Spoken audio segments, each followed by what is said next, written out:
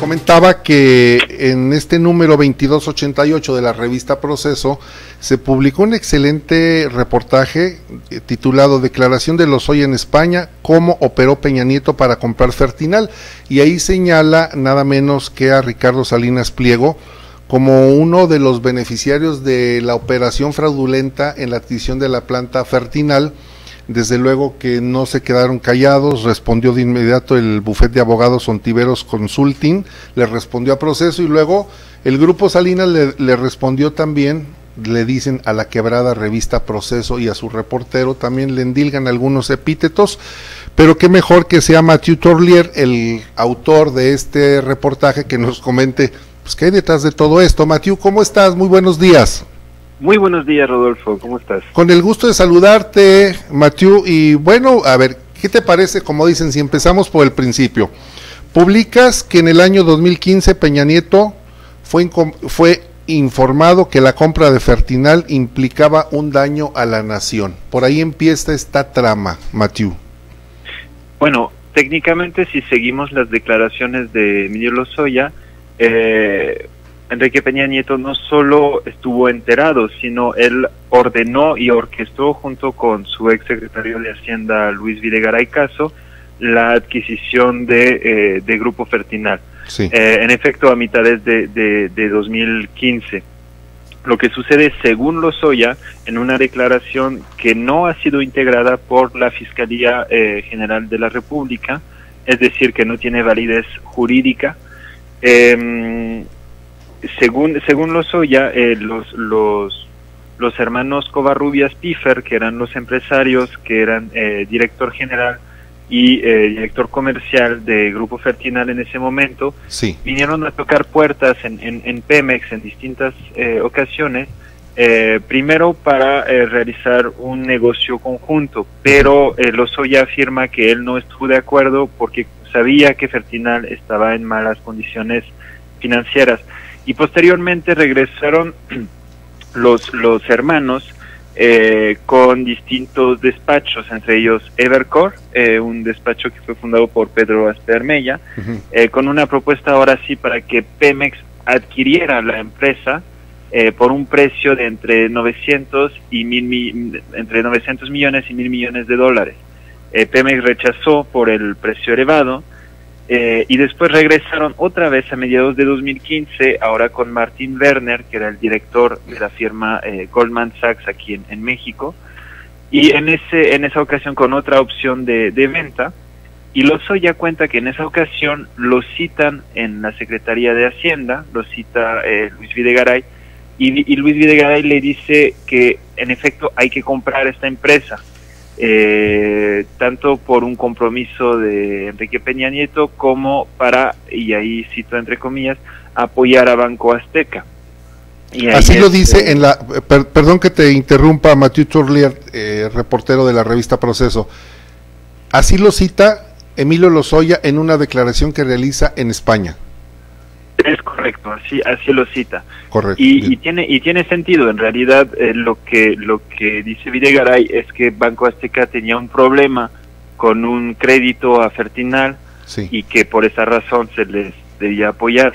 La historia de estos créditos yo ya la había publicado en la revista Proceso, y es relativamente lógica, porque Banco Azteca había prestado una gran cantidad de recursos a Grupo Fertinal, no solo Banco Azteca, sino otra empresa personal de Ricardo Salinas Pliego, y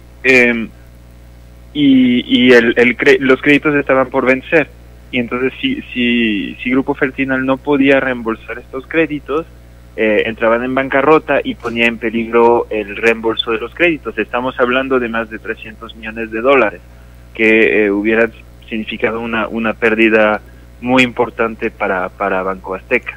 Entonces, en esa lógica, tiene cierta... Sí, Mathieu, perdón que te interrumpa. Entonces, en esa lógica de comprar la planta de Fertinal a un sobrecosto, en realidad lo que subyace es el rescate de los créditos que tenía Ricardo Salinas Pliego para no entrar en quiebra o en bancarrota. Eso es lo que plantea Emilio Lozoya en esa declaración. Sí. Dice que Videgaray le ordenó la adquisición por dos razones. Primero, porque viene de un compromiso del Pacto por México, o sea que viene del presidente, y segundo, para apoyar a Banco Azteca. Estas son las dos razones que, según Lozoya, le dice Videgaray a mediados de 2015 para obligarle a comprar la empresa. Esta es una primera reunión. Después, Lozoya narra una serie de reuniones, ahora sí con Enrique Peña Nieto y Luis Videgaray, durante las cuales estos dos personajes sí le obligan y le dicen que en efecto que hay que llevar a cabo esta adquisición. En una de estas, Luis Videgaray hasta le dice que por el dinero no se preocupara, que él lo conseguiría, y en efecto la adquisición se llevó a cabo gracias a créditos que fueron otorgados por la Banca de Desarrollo, por Nacional Financiera y Banco Mexicano de Comercio Exterior.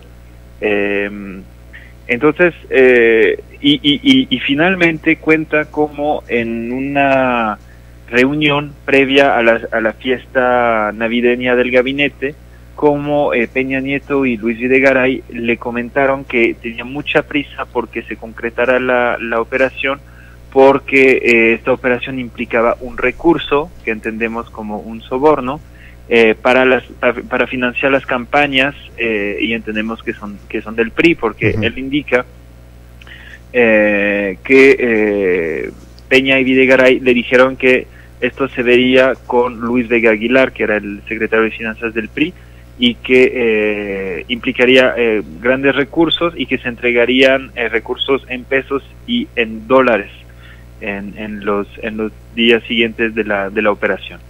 Ahora, también hablas de un misterioso proyecto, que parte de esos recursos, además de presuntamente destinarlo a financiar campañas electorales del PRI, también para un misterioso proyecto.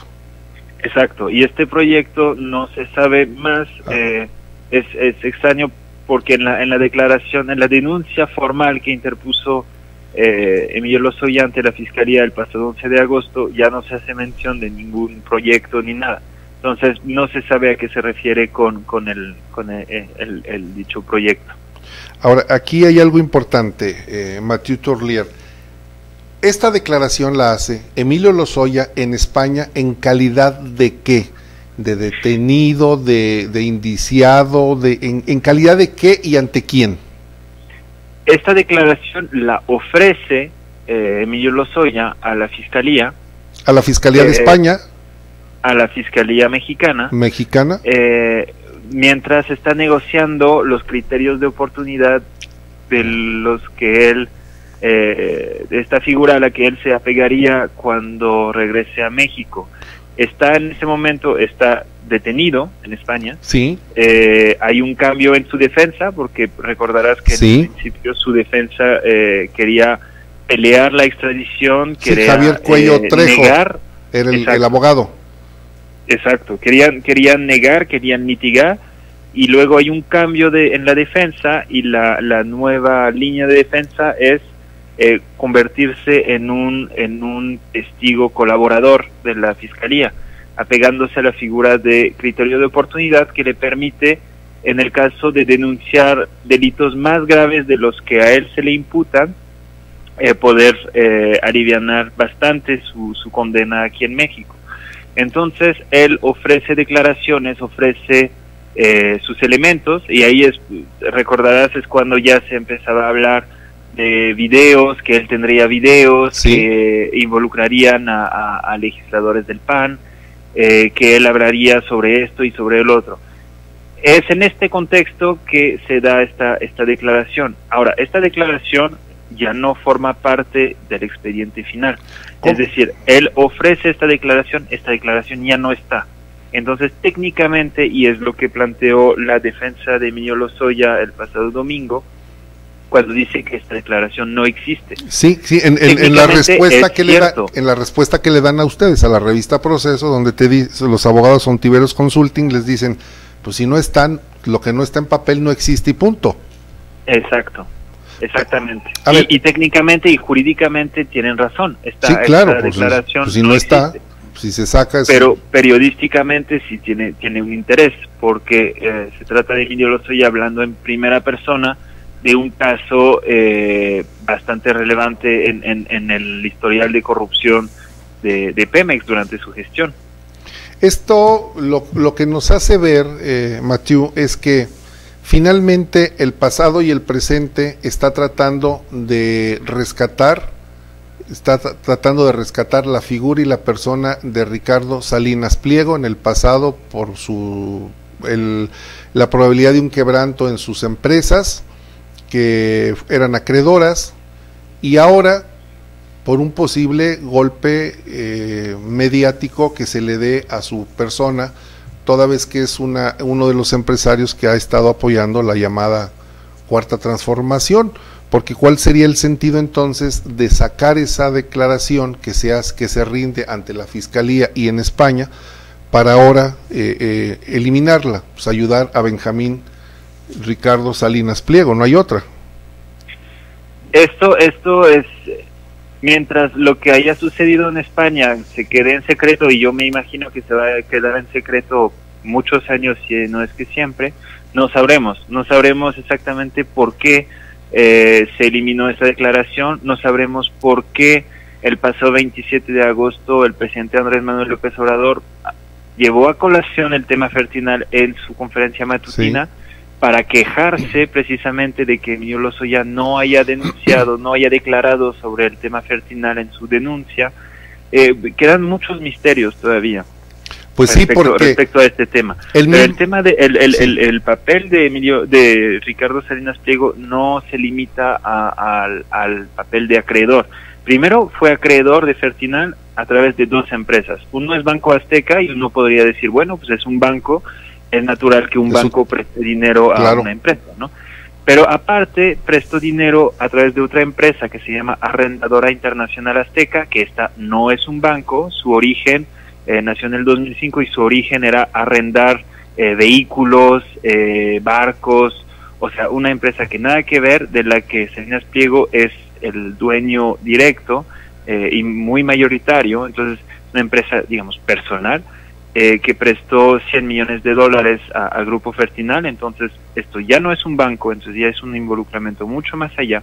Pero aparte, la revista Proceso ya ha documentado que aparte de acreedor, Ricardo Salinas Pliego controlaba acciones de Grupo Fertinal desde el año 2006 a través de una red de sociedades de papel incorporadas en Bélgica y en Suecia, vinculadas por Luxemburgo y eso.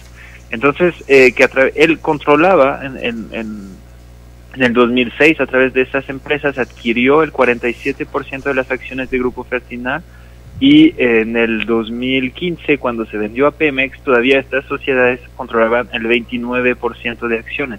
Es decir, él era, a través de esas empresas, él era socio de Fertinal, era acreedor y socio.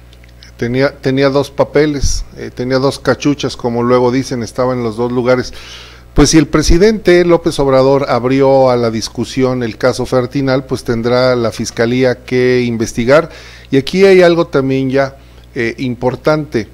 El fiscal Hertz Manero no acudió al al segundo informe de gobierno del presidente, ni tampoco el presidente de la Suprema Corte de Justicia de la Nación, y pues los tildó de que presuntamente de arrogantes independientes.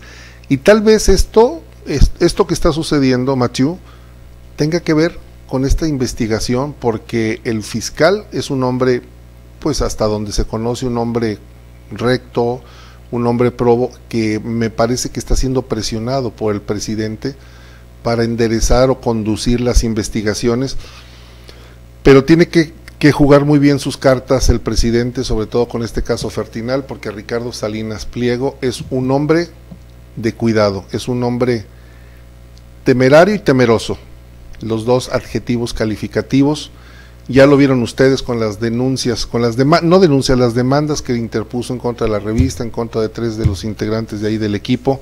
Es un hombre que le gusta pelear y arrebatar, y tal vez aquí con el presidente López Obrador, al que no le gusta perder, pueda encontrar ahí su talón de Aquiles. Pues ahí veremos. Lo de la parte del fiscal y esto, la verdad, yo lo desconozco. Lo que sí es que la Fiscalía se supone está investigando desde el 5 de marzo de 2019, porque la propia abogada general de Pemex, en esta administración, en la presente administración, interpuso una denuncia de hechos por la compra de Fertinal. Entonces, la Fiscalía debe tener un expediente. Se sabe que la Unidad de Inteligencia Financiera está investigando, se sabe que la Secretaría de la Función Pública están investigando, aparte de la Auditoría Superior de la Federación. O sea, es un tema que está siendo investigado, entre otros, por la Fiscalía, y yo desconozco personalmente si este ha sido un tema de fricción entre el fiscal y el presidente. Lo que sí es que el presidente, el pasado 27 de agosto, cuando se refirió al tema Fertinal, hay que recordar que era un tema al que no se refería nadie de la administración, se manejaba con mucha cautela, y él, por iniciativa propia, lo sacó en su conferencia para regañar tanto a Emilio Lozoya como a la Fiscalía. Entonces ahí son mensajes sutiles que, si no tenemos todas las claves para entenderlos, podríamos hacer malas interpretaciones. Entonces yo creo que, yo personalmente desconozco el tema y no me atrevería a asumir algo, porque sería muy hipotético. Sí, sería irresponsable hacer un juicio sobre algo de lo que no tenemos suficientes elementos. En fin, Matito Orlier, muchas gracias por habernos tomado la llamada, mi reconocimiento, mi felicitación, sobre todo mi solidaridad ante esta embestida de Ricardo Salinas Pliego con este comunicado del día de ayer, donde con el epíteto que comienza al director de la quebrada revista Proceso. Qué error tan garrafal en la figura de un hombre de ese tamaño. En fin, quiero agradecerte que nos hayas tomado la llamada, y si nos lo permites, pues darle seguimiento a este caso, porque pues esto no termina, esto apenas está iniciando. Por supuesto. Muchas gracias, Rodolfo, a ti y a tu auditorio.